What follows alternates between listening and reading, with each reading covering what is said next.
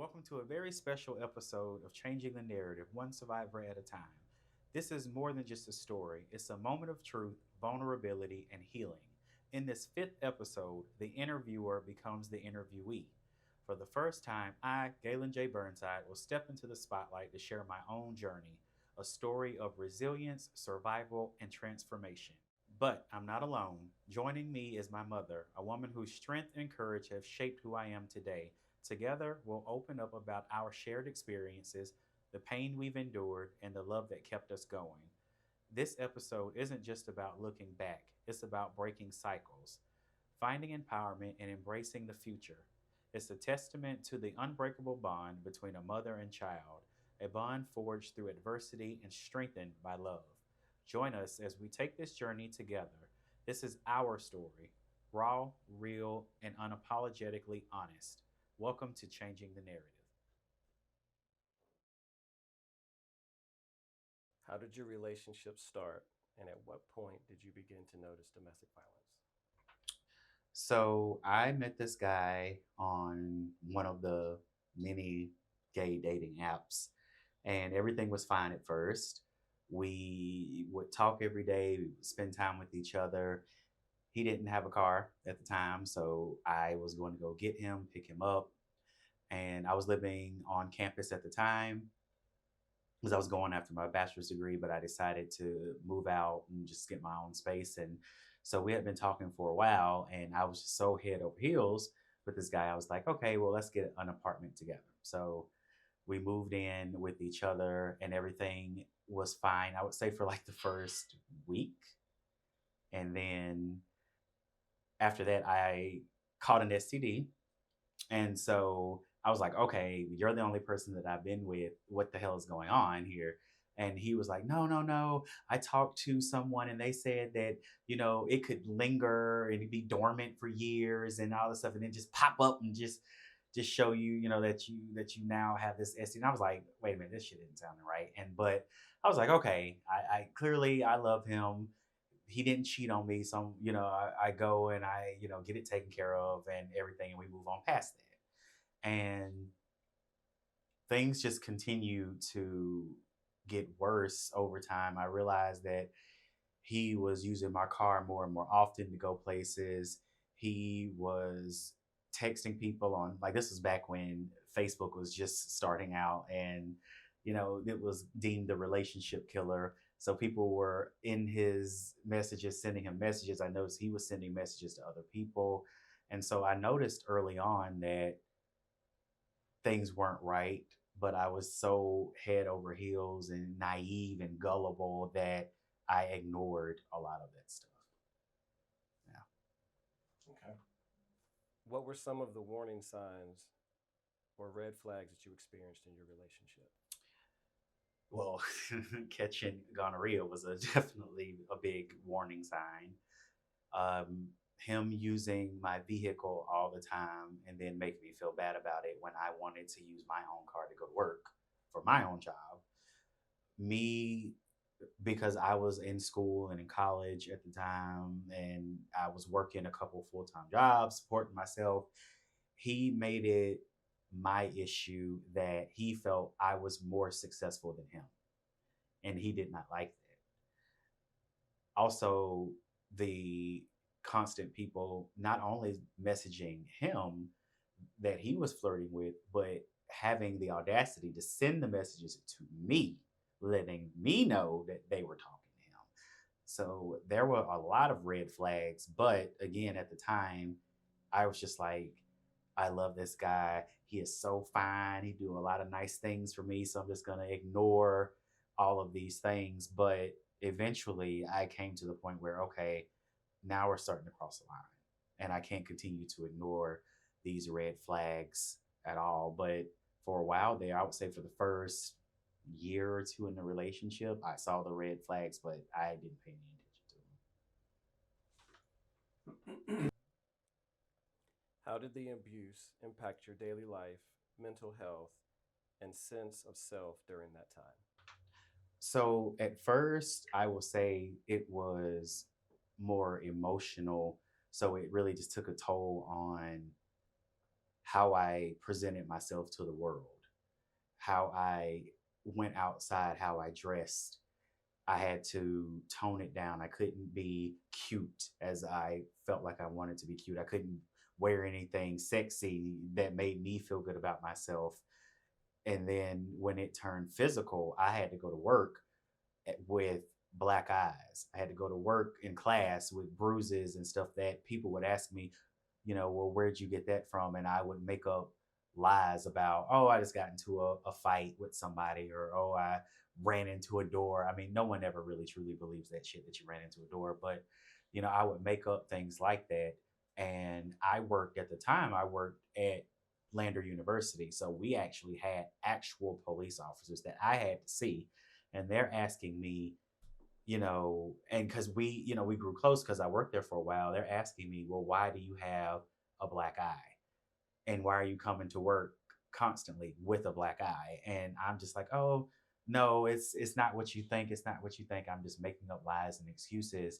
And that became tiring, having to go to work and having to lie constantly to people that cared about me, about where these bruises and these things were coming from. I would go to work and I would be more covered up than what I would normally be because I'm trying to hide things. And I wouldn't go around my family members because I wouldn't want them asking me, why do you have a black eye? And so it started to affect me to the point where I didn't really want to go outside. I didn't want to go to work. I called out of work. I missed class. When I went for the first couple of semesters for my bachelor's degree, I had over a 3.0 GPA. When I graduated, I had a 2.6 because I had missed so much. But I was just happy that I was even able to graduate. So a lot. It was a lot.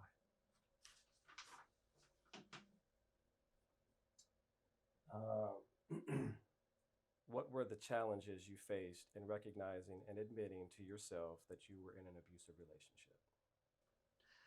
Well, seeing it growing up, I knew what I guess abuse looked like, but it took a while for me to even realize that that was something negative and not like that's just how relationships are. And so when I did, I swore that I would never get into a abusive relationship like that. But obviously I did, and I knew it was wrong, but I didn't want to admit that I was in an abusive relationship because to me that made me feel weak, because as a man you're supposed to be strong, you're not supposed to let anyone do this to you. And as a gay man, it's just like people didn't see it as domestic violence. People saw it as just two men fighting, right? Assault and battery is what I was told. Oh, that's not domestic violence because you're two guys. That's assault and battery. And so having to admit to myself that this is domestic violence, well, how can it be that when everybody else is telling me that it's not? And so it was difficult for me to finally admit it. And it took me years, I think, after that relationship to really just say, you know what, I was in a domestic violence relationship. I was in an unhealthy relationship. What happened to me shouldn't have happened to me, and I shouldn't have stuck around in that, because I think we as survivors, when we admit that, we have to take some ownership of that we stayed in that. And I wasn't ready to admit that to myself or to anybody else for that matter. Can you walk us through your experience navigating the domestic violence court process? How did you cope with the challenges as a Black male in the LGBTQ community, and what was it like emotionally? I never officially went to court. However, after the last straw for me, I did involve law enforcement, and I did involve the legal system in a way. And so he went to jail. And when they came out, like, I was so disoriented, but it didn't feel like they cared what was going on with me. It didn't feel like what happened to me mattered to them in any stretch of the imagination. And when they took him to jail, he was there for maybe 24 hours. He went to court. They were supposed to tell me when he got out. They didn't. And they all he had to do was community service, and it was like it would never happen. It was like he never got arrested, he never had a record. They sponged everything off of it, and to me, that failed not only me, but I feel like that failed him too because there were no real repercussions for his actions. And growing up in South Carolina, and this was in Greenwood, South Carolina, that this happened. If you fail me when I'm standing in front of you, disoriented, bloody, cut, black eye, and you show me that you don't care, I'm not going to give you the opportunity to disappoint me again. And so from that moment on, and even into further relationships with domestic violence, I never called the police because I felt like they failed me already. And that was my first experience. And so I never wanted to involve them again because in my mind, I'm thinking, what are they going to do for me? I've already been shown that they're not going to do anything. I don't even think I had a police report from that to even follow up with it. And so, and to South Carolina and Greenwood's credit, this was a few years ago. I believe things have gotten better. I believe that they now have programs put in place for this, but that didn't help me back then because it didn't exist. And so I'm always leery about involving court systems. Even now with the people that I help, it seems like depending on who you get, you could be re-traumatized, you could be re-triggered. You get somebody that don't like their job, and now you're going through trauma all over again. And so I definitely recommend that people reach out to the court systems. You get your restraining orders, get your police reports, do your due diligence. But for me, it was just a total letdown.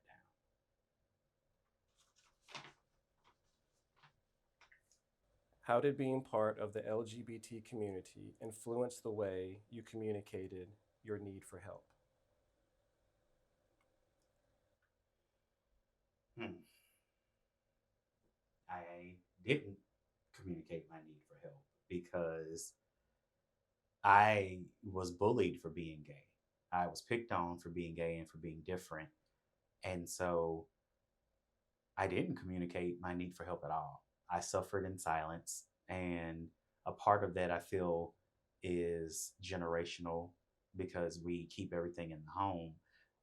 But I, growing up in the South, I didn't see a lot of, there were no gay shows, there were no gay organizations, gay clubs, that I could go and join and be a part of and have a community that I feel like I could bounce things off of and talk to and have support because they would understand what I'm going through.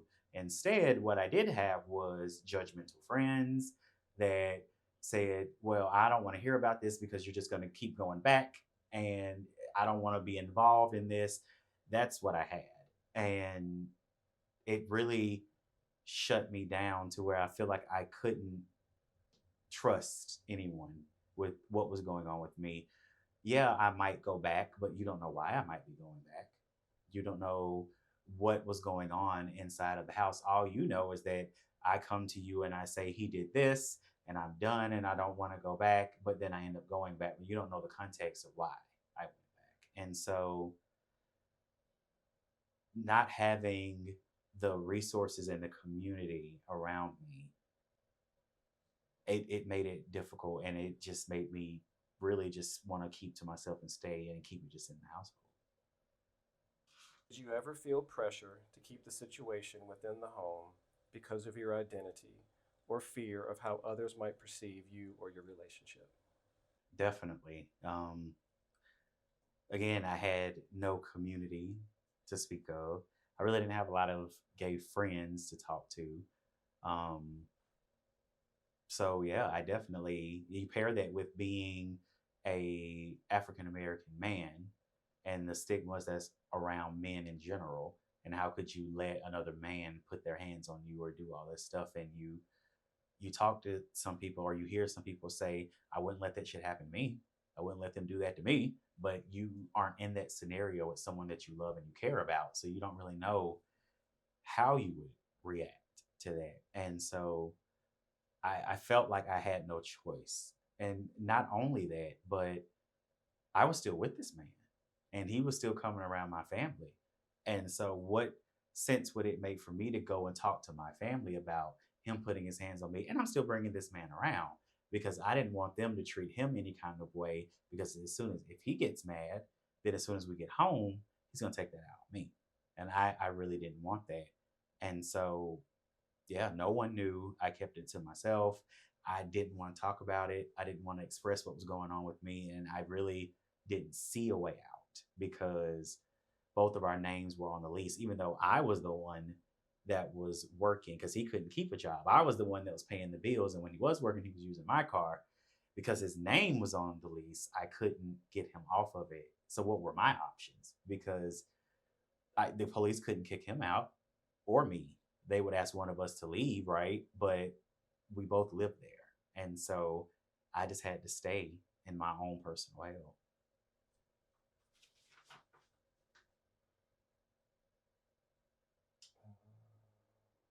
In what ways did being in the LGBT community affect your ability to seek assistance?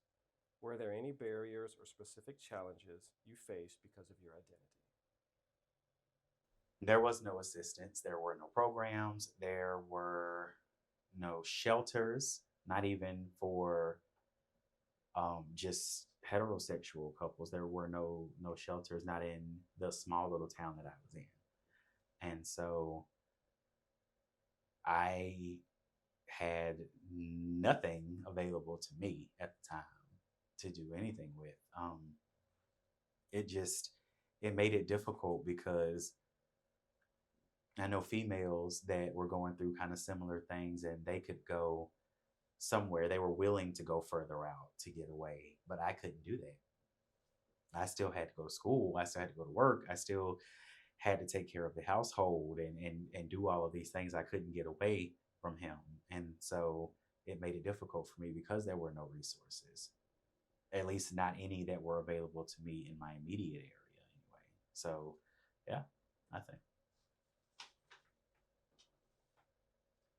Can you describe a specific incident that became the turning point for you where you decided enough was enough? Oh, God, this question. Okay. All right. So I remember this day. It is forever burned in my brain. I remember all the fine details. There, a friend of his was there. We were all hanging out. They wanted to go to the grocery store, and so he left his cell phone. And usually I don't check because I don't care, and a part of me already kind of knew everything that was going on anyway, and I just kind of made peace with that. But this day, I decided to check, and when I did, I saw a bunch of messages from people that he was texting and he was sending pictures to. They were sending pictures to him, and so I immediately got upset and I'm crying and I'm waiting on him to come back so I can ask him about it. And so when he comes through the door, I take the phone and I slide it across the floor with pictures up and I say, "What is this?" His friend already knew. He was just like, "All right, I'm going to leave." He didn't want any parts of that. And so he looks at me and he says, "Yeah, I've been sending pictures, so what? I've been doing this, so what?" He's like, "What are you going to do about it?" And so I decide to just leave, try to leave anyway, mind my business, let it go. But unfortunately, he wants to get up in my face. And then he's pushing me. Then he's hitting me. And so I run to the bathroom because I need to get away from this man. I lock myself in the bathroom and I'm in there. He's trying to kick the door down. I'm like, "Just leave me alone, just leave me alone, just leave me alone." So he's like, "Okay, I'll leave you alone. I'm gonna leave. I'm gonna go." Right? So there's silence. Now, obviously, I'm not crazy enough to think, okay, he's going out the door, so I'm just gonna open up the door. So I stay in the bathroom. I hear police. So I'm like, okay, because we're living in an apartment complex. So one of the neighbors must have overheard something. They call the police. So I come out the bathroom, open up the door. There he is. Not the police. It's him. And the adrenaline that was going on, I really couldn't differentiate his voice.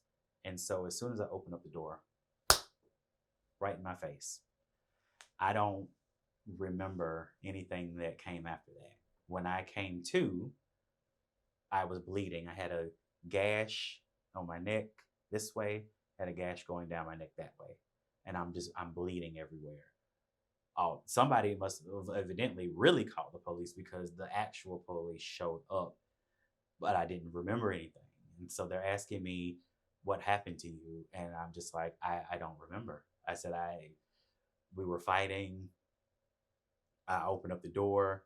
He hit me, and then I blacked out, and I don't remember anything until y'all came. And so they took him to jail, and I go back inside and I look in the mirror because I hadn't actually seen myself. I just saw the blood running down me, and I go in the mirror and I look at myself, and I always compare it to that scene in What's Love Got to Do with It, where Tina was in the mirror and she was looking at herself when she was all bruised up, and that is exactly how I looked.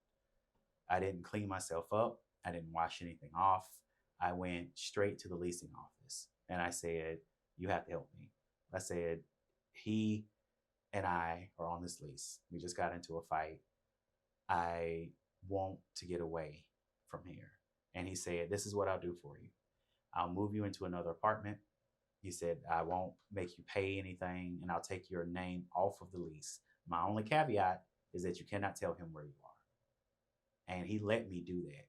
And I credit him for saving me because, again, they can't make him move out of that apartment no more than they can make me move out. And so seeing myself bloodied like that, bruised like that, I said, "This is it. This is it. I can't," because next time he might kill me. I don't even know how I survived that. And still to this day, I when I take my shirt off and I look in the mirror, I still see these scars. When I was dating someone, they would ask me about it, and I wasn't ready to tell them that, so I just made up lies. And now it's something that I have to permanently live with. And so that was the last straw for me. I couldn't and wouldn't do that again. Oh yeah, great. Give me a minute. Oh, We're going to give Galen a few minutes to get his composure, and then we'll be right back. We're back. We're going to continue with the interview with Galen. Who did you lean on when you were going through your domestic violence relationship, and how did they support you? nobody, nobody, because I didn't want to tell my family because they would hate him. My family's not stupid, though. They know that if I'm not coming around, right, or if they call me and I'm not answering and it takes them a while to hear back from me, they can put two and two together. My friends got tired of hearing it. They got tired of me saying I'm going back or me going back, and so they distanced themselves from me. Couldn't tell my people at work because I was afraid that I would lose my job. Couldn't tell my professors because, you know, I didn't think they would care. I'm just there to get my degree. They're not counselors. Um, but I did find solace in counseling from a complete stranger. Um, I don't know how I got introduced to her or the counseling, but I was able to tell a little bit of what I was going through. I didn't want to expose a lot. It was more about, well, why are you depressed? And so I would kind of, oh, I'm just having relationship issues.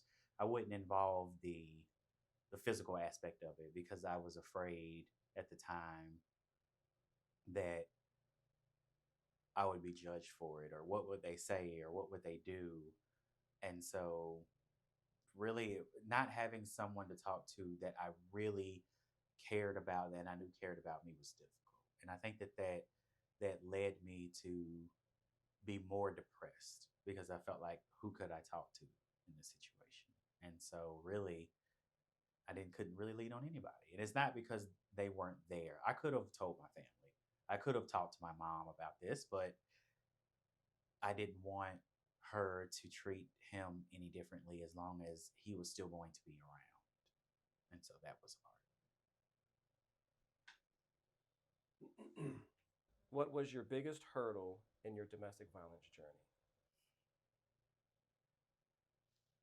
living in fear, living in fear, not knowing if today's going to be a good day where I'm not going to upset him, where I won't get hit. I think that was it. I mean, just we could be having a good day. And I remember we were going on vacation and I was driving and I said something and I don't even remember what it was. And then we were driving on 85 and I don't remember exactly what it was that I said, but I just remember him hitting me. Boom, boom, boom. And I'm driving 70 miles an hour on the highway and I almost crashed the car. And so I pulled over in the parking lot and he just, for lack of a better word, beat my ass in the car for no reason. And then afterwards said, "You still want to go on vacation? Let's go on vacation. Let's go. Let's go on vacation." Like nothing happened. And for the life of me, I couldn't understand at the time what I was doing to cause this, even though I know damn well that I didn't do any fucking thing, right? But what was I doing? What was I saying to create this atmosphere? And so just the not knowing if today is going to be a good day or not would be there.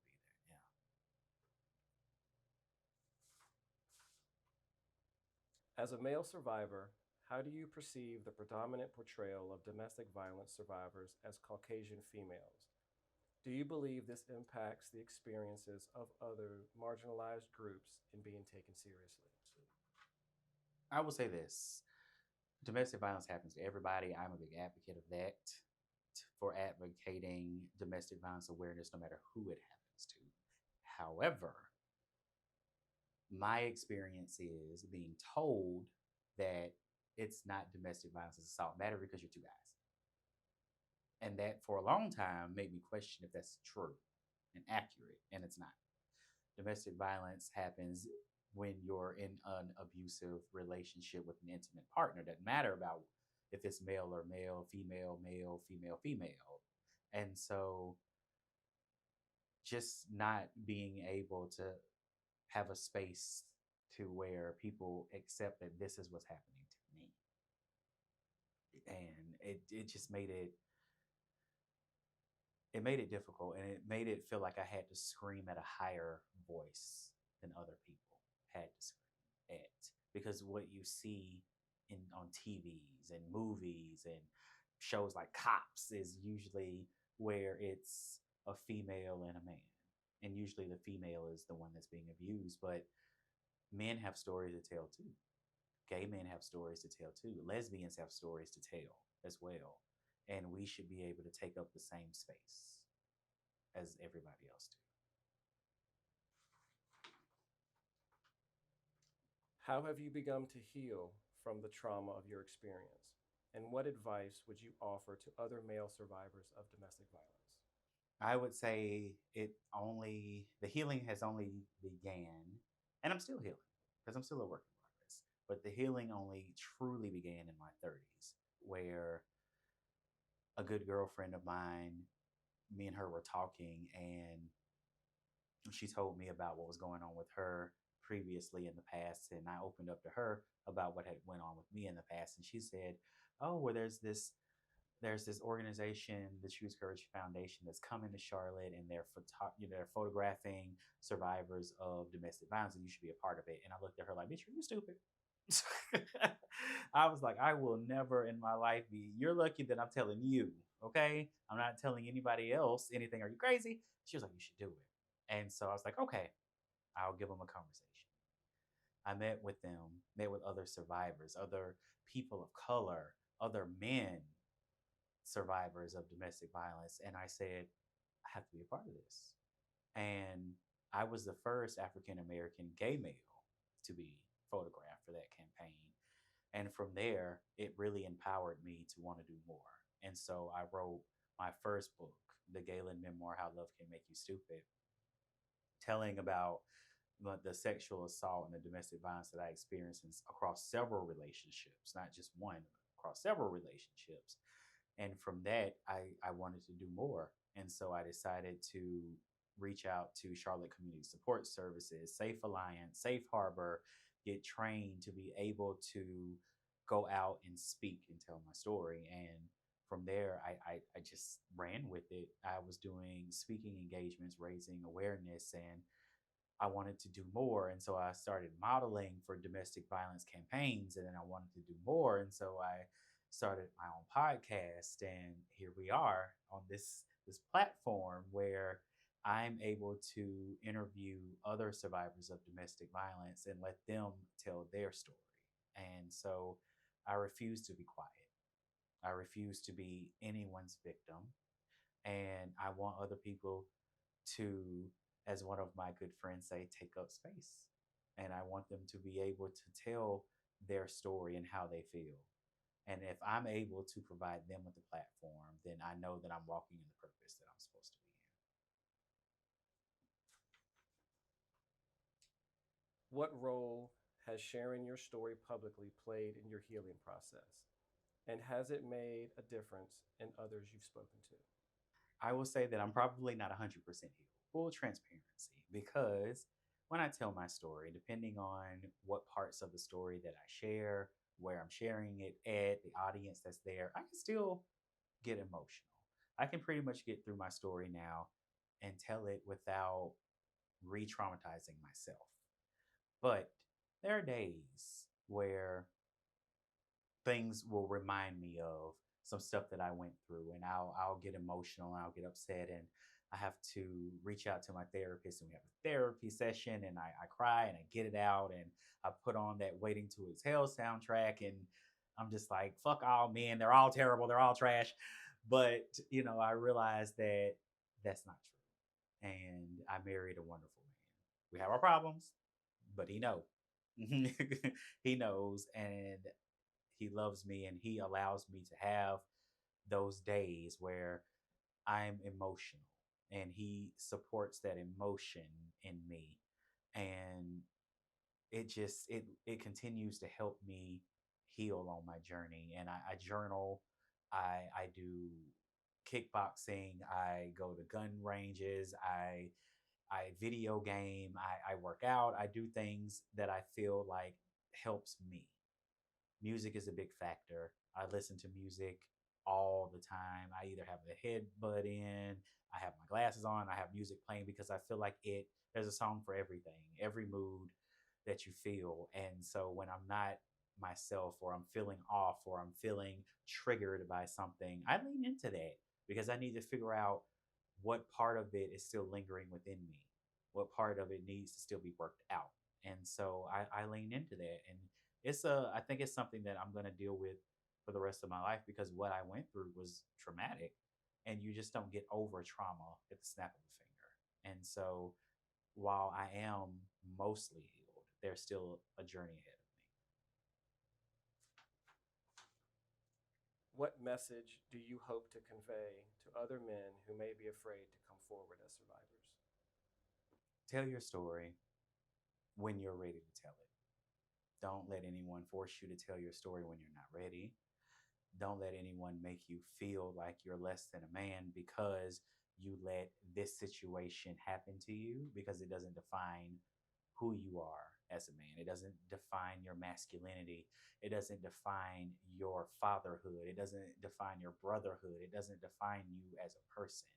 And so you need to be able to tell your story when you're ready to tell it. And you never know who might be listening to your story.